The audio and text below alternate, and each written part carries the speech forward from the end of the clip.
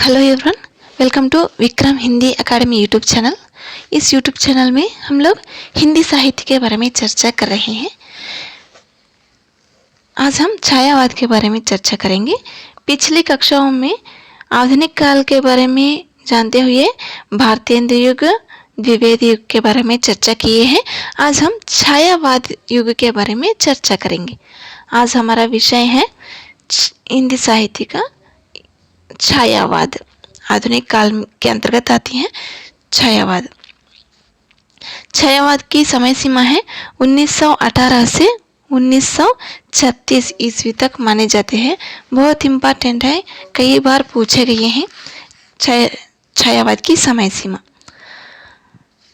कुछ विद्वानों ने छायावाद की परिभाषा दिए हैं। वो परिभाषा क्या है सुनेंगे। डॉक्टर रामकुमार वर्मा ने छायावाद को एक परिभाषा दी है। परमात्मा की छाया आत्मा में पड़ने लगती है और आत्मा की छाया परमात्मा में, यही छायावाद है। ऐसा एक कथन दी है। कौन? डॉक्टर रामकुमार वर्मा ने। नेक्स्ट, डॉक्टर नगेंद्र ने भी छायावाद को स्थूल के प्रति सूक्ष्म का विद्रोह माना है। इनके अलावा जयशंकर प्रसाद भी अपना कथन दी है। कविता के क्षेत्र में पौराणिक युग की किसी घटना अथवा देश विदेश की सुंदरता के बाह्य वर्णन से भिन्न जब वेदना के आधार पर स्वानुभूतिमयी अभिव्यक्ति होने लगी, तब हिंदी में उसे छायावाद के नाम से अभिहित किया गया है। ध्वन्यात्मकता, लाक्षणिकता, सौंदर्यमय प्रतीक, उपचार के साथ स्वानुभूति की प्रवृत्ति छायावाद की विशेषताएं हैं। यह कथन किसका है? जयशंकर प्रसाद का है। आचार्य नंद दुलारे वाजपेयी भी अपना कथन दी है। मानव तथा प्रकृति के सूक्ष्म किंतु व्यक्त सौंदर्य में आध्यात्मिक छाया का भाव छायावाद की सर्वमान्य व्याख्या हो सकती है। ऐसा छायावाद के बारे में कई विद्वानों ने अपना कथन दिए हैं। प्रमुख रूप में आचार्य रामचंद्र शुक्ल का कथन भी सुनेंगे। छायावाद शब्द का प्रयोग दो अर्थों में समझना चाहिए। एक तो रहस्यवाद के अर्थ में, जहाँ उसका संबंध काव्य वस्तु से होता है, अर्थात जहाँ कवि उस अनंत और अज्ञात प्रियतम को आलंबन बनाकर अत्यंत चित्रमयी भाषा में प्रेम की अनेक प्रकार से व्यंजना करता है। छायावाद का दूसरा प्रयोग काव्य शैली या पद्धति विशेष के व्यापक अर्थ में है। इस प्रकार आचार्य रामचंद्र शुक्ल ने छायावाद के प्रति अपना कथन प्रकट की है।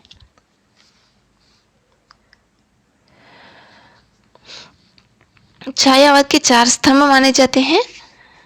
इनमें सुमित्रानंदन पंत, जयशंकर प्रसाद, सूर्यकांत त्रिपाठी निराला, महादेव वर्मा प्रमुख है। ये चार लोग छायावाद के चार स्तंभ माने जाते हैं। ऑर्डर भी बहुत इंपॉर्टेंट है।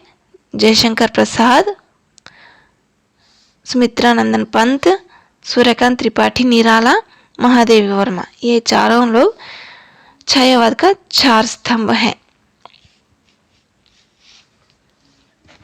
इनके अलावा अभी तक हमें सुने हैं ना परिभाषा, वो परिभाषाओं के अलावा अन्य लोग भी परिभाषाएं दिए हैं। मुकुटधर पांडे ने छायावाद की परिभाषा इस प्रकार दी है। रहस्यपूर्ण सौंदर्य दर्शन की अभिव्यक्ति में जो स्पष्टता उत्पन्न हो जाती है, वही छायावाद है। ऐसा कहने वाले हैं मुकुटधर पांडे। महादेव वर्मा भी स्थूल के प्रति सूक्ष्म का विद्रोही छायावाद है, ऐसा कहे हैं। डॉक्टर नगेंद्र भी वही परिभाषा दी है। शांतिप्रिय द्विवेदी ने छायावाद एक दार्शनिक अनुभूति है कहे हैं। शांतिप्रिय द्विवेदी ने। अब हम छायावाद की प्रमुख विशेषताओं पर नजर डालेंगे। व्यक्तिवाद की प्रधानता, प्रकृति चित्रण, नारी के सौंदर्य और प्रेम का चित्रण, रहस्यवाद और अलौकिक प्रेम का चित्रण, रहस्य भावना एवं स्वतंत्रता, स्वच्छंदतावाद, वेदना और निराशा, मानवतावाद, युग का प्रभाव, प्रतीकात्मकता, चित्रात्मक भाषा एवं लाक्षणिक पदावली, ये सारी छायावाद की विशेषताएं हैं। और छायावाद के काव्य का अर्थ और विशेषताओं पर नजर डालेंगे। छायावाद काव्य की विशेषताएं हैं प्रकृति चित्रण, व्यक्तिवाद की प्रधानता, रहस्यानुभूति और देश प्रेम, नारी भावना, मानवतावाद, आदर्शवाद, वेदना का चरित्र। अब हम लोग एक एक विशेषता पर नजर डालेंगे।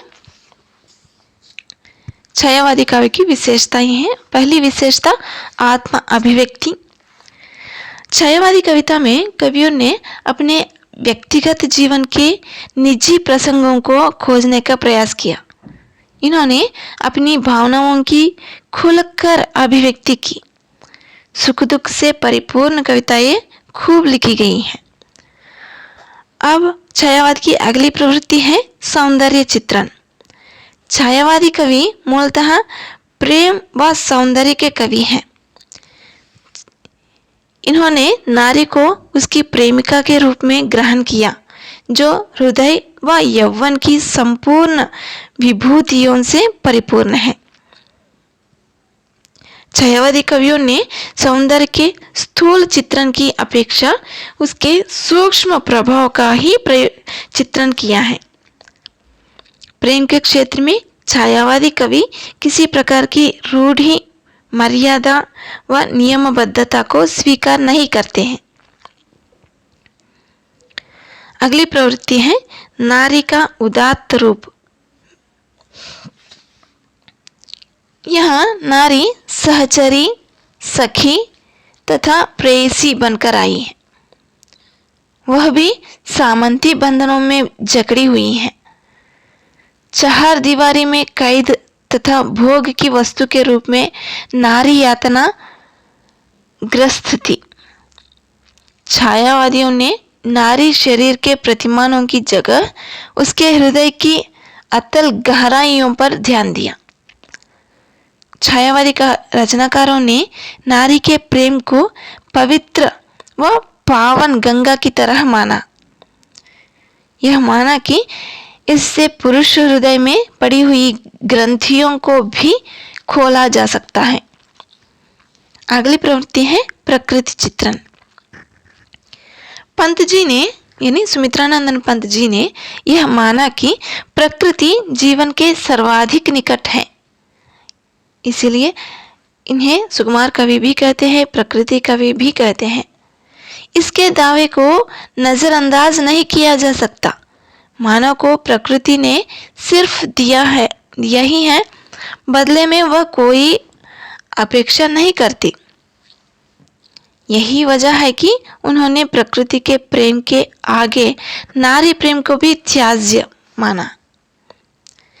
छायावादी प्रकृति यदि सुंदर है तो भाग्यवह भी है। रचनाकारों ने माना कि प्रकृति प्रतिध्वनन के सिद्धांत पर कार्य करती है। प्रसाद जी ने माना कि यदि मनुष्य प्रकृति का संरक्षण करे तो यह प्रकृति भी जीवन का रक्षक बनकर उभरती है। परंतु आज अतिशय विज्ञानवाद और घोर औद्योगिकरण ने प्रकृति के साथ जिस प्रकार खिलवाड़ किया, उससे प्रकृति का क्षय कितना हुआ ये तो नहीं आंका जा सकता। लेकिन प्रकृति का पलटवार जग जाहिर है। विश्व परिदृश्य में प्राकृतिक असंतुलन से उत्पन्न घटनाओं ने मानव जीवन को अस्त व्यस्त करके रख दिया। इस वैज्ञानिक छेड़छाड़ से प्राकृतिक शक्तियों ने तांडव मचाना शुरू किया। अगली प्रवृत्ति है दुख और वेदना की अभिव्यक्ति। छायावादी काव्य में दुख और वेदना की अभिव्यक्ति प्रमुखता से हुई है। महादेवी वर्मा ने वेदना की कवित्रयी हैं। वे अपने जीवन की तुलना नीर भरी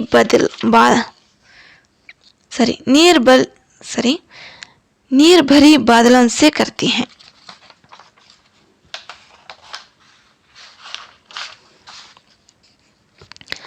छायावाद की अगली प्रवृत्ति है रहस्यवाद। छायावाद की एक प्रमुख प्रवृत्ति है।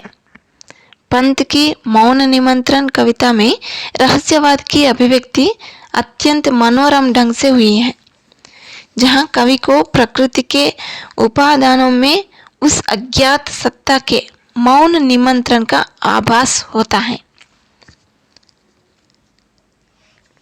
अगली प्रवृत्ति है कल्पनाशीलता। छायावादियों ने काव्य कर्म के लिए कल्पनाशीलता को महत्वपूर्ण माना। प्रसिद्ध स्वच्छंदतावादी आलोचक आचार्य नंद दुलारे वाजपेयी ने साहित्य और कल्पना की अटूट रिश्ते की चर्चा की है।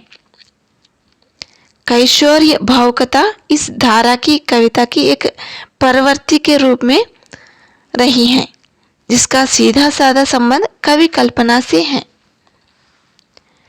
छायावादी धारा भारतीय समाज के संक्रमण को दर्शाती है। एक तरफ पश्चिमी विज्ञानवादी बौद्धिकतावादी संस्कृति, तो दूसरी तरफ भारतीय भावुकता। जहां बौद्धिकता का प्रश्न है उसे तो यथार्थवाद से जोड़ा जा सकता है, लेकिन भावुकता का आग्रह कल्पना से परे नहीं हो सकता है। यह स्वीकार किया कि जिस प्रकार सृष्टिकर्ता नित्य नई सृजना को जन्म देता है, उसी प्रकार कवि का सृजक मन कल्पनाशील होकर ही नवीनता से जुड़ सकता है। छायावादियों के लिए कल्पनाशीलता आवश्यक तथा मजबूरी दोनों का रूप लेकर आई है। कविता बंधन विरोध की तो चर्चा करती है, लेकिन वास्तव में मुक्ति बहाल नहीं की जा सकती है। ऐसी कल्पनाओं में ही सृष्टिकर्ता ने मुक्ति टटोलने या बहाल करने का प्रयास किया। छायावाद की अगली विशेषता है शिल्पगत विशेषता। छायावादी कवियों ने अपने काव्य में लाक्षणिकता का प्रयोग किया, जिससे भाषा अत्यंत सशक्त एवं प्रभावमयी बन गई है। छायावादी कवियों ने अपने काव्य में मानवीकरण अलंकार का प्रयोग किया गया है। अगली प्रवृत्ति है बिंब योजना। छायावादी कवियों ने अपने काव्य में बिंब का प्रयोग अत्यंत सफलतापूर्वक किया है। कवि शब्दों द्वारा ऐसा चित्र उपस्थित करता है जिससे इंद्रियों के सामने वर्ण विषय का एक चित्र प्रकट हो जाता है। इसे वह पाठक के सम्मुख प्रस्तुत करना चाहते हैं। पाठक उस बिंब से तादात्म्य स्थापित कर लेता है। कहीं पर यह श्रव्य बिंब होता है, कहीं पर स्पर्श बिंब होता है। अगली प्रवृत्ति है प्रतीक योजना। छायावादी काव्य की एक महत्वपूर्ण विशेषता प्रतीक योजना है। छायावादी कवि विभिन्न प्रतीकों के द्वारा अपनी बात कहता है। इससे कथन में वक्रता आ जाती है।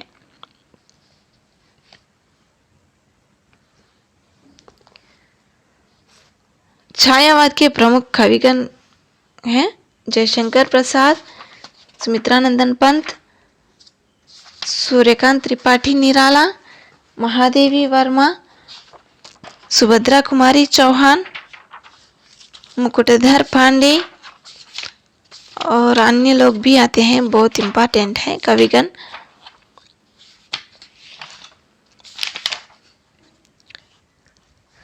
श्रीधर पाठक, हरिवंश राय बच्चन, नरेंद्र शर्मा, रामेश्वर शुक्ल अंचल, ये सारे आते हैं। अब हम इन रचनाकारों की रचनाएं सुनेंगे क्या क्या है। जयशंकर प्रसाद की रचनाएं हैं झरना, आंसू, लहर, कामायनी।